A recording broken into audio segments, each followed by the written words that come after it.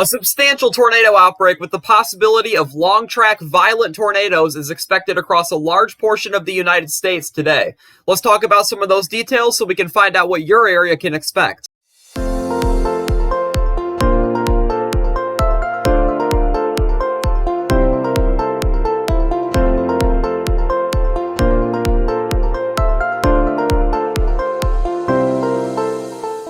Welcome back, guys. My name is Braden Anthony, and you are watching Phantom Weather Channel. In the couple of years that this channel has been up, this is one of the most serious tornado outbreaks I have forecasted on this page. It's been a while since the Storm Prediction Center has included the mention of long-track violent tornadoes in their discussion, so we have a lot to talk about today, and it is for a large portion of the United States. So first off, here's that SPC outlook for today and tonight.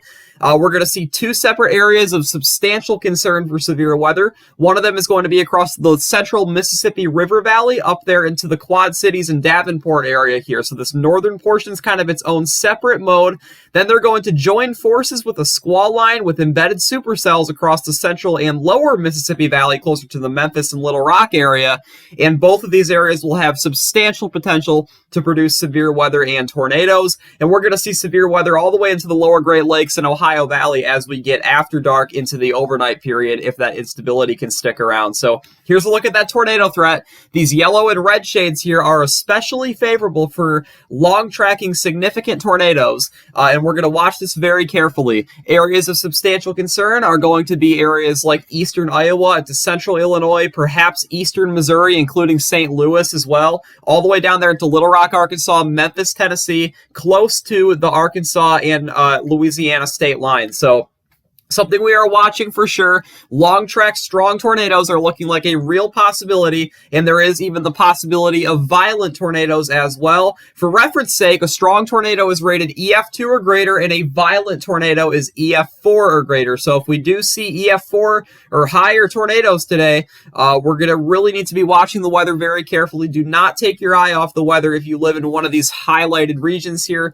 The risk of tornadoes is substantial today. But we can't take our eyes off the other threats either. The wind threat is substantial as well, especially across parts of Iowa and Illinois. We're likely going to see supercells developing across up and down the Mississippi River Valley, and then they are going to congeal into a line of storms. It's likely going to be two separate lines of storms that kind of join forces together across the Mississippi Valley.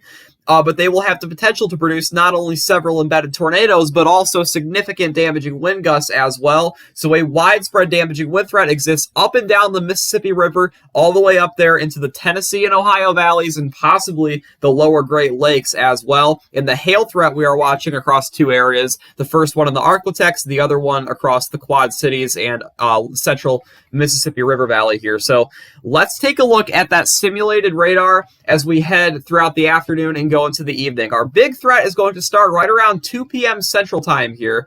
By 2 p.m., we are going to have numerous supercells across northern Iowa, southeastern Iowa, into west central Illinois and northern Missouri as well.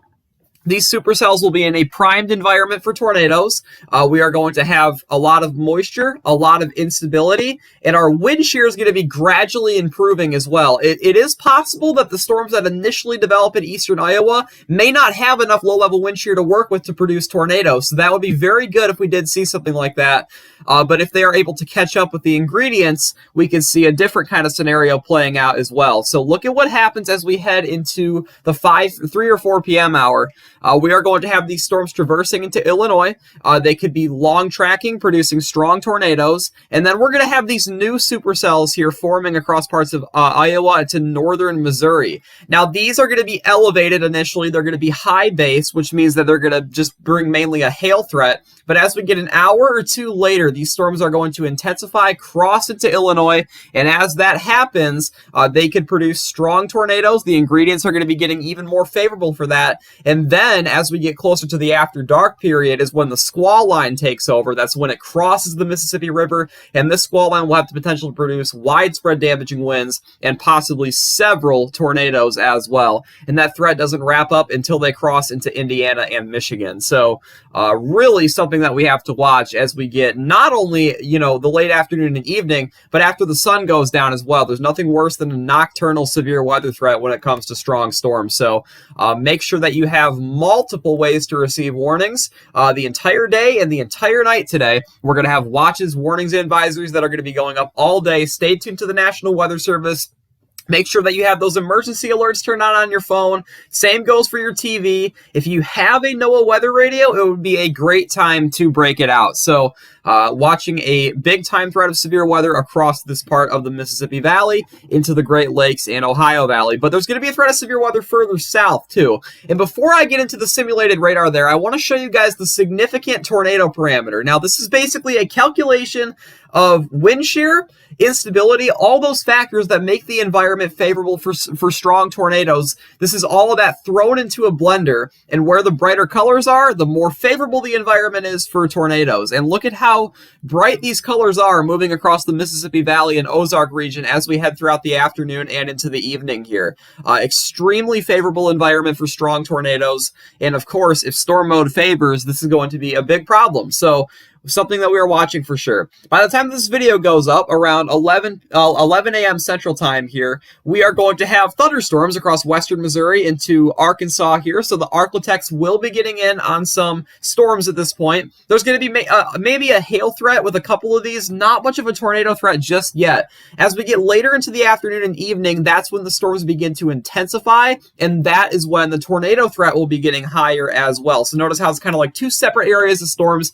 You got the supercells up here in Illinois into Iowa, and then the squall line with embedded supercells down here. But something I am really watching is what happens as we get towards the 6 or 7 p.m. hour across the lower Mississippi Valley, and I'm talking about areas like Little Rock into Memphis just about. Those areas, we could have a broken up line of supercells here. These storms that are more separated right around the Memphis area there, those are going to be the storms that have the most potential to produce strong tornadoes. So the ones that are all congealed in a line with the environment today, those can produce tornadoes as well. However, the ones that are more separated are the ones that we are more worried about for producing those long tracking, strong, and potentially violent tornadoes later on today. So storm mode's a big thing that's going to play a role in our severe weather threat, and this threat of severe weather will last all the way well into the overnight tonight. So guys, that's all I got for you today. If you did enjoy it and you want to see more of them, be sure to subscribe with those post notifications turned on. And also be sure to drop a like on the video to get the message out to other people as well. If you know anybody that's in the affected area, make sure to share this video to them, but also make sure that they're staying tuned to National Weather Service forecasts and other trusted outlets as well, so that we can keep as many people as possible safe. But until the next video or live stream, stay safe, and I will talk to you guys back here next time.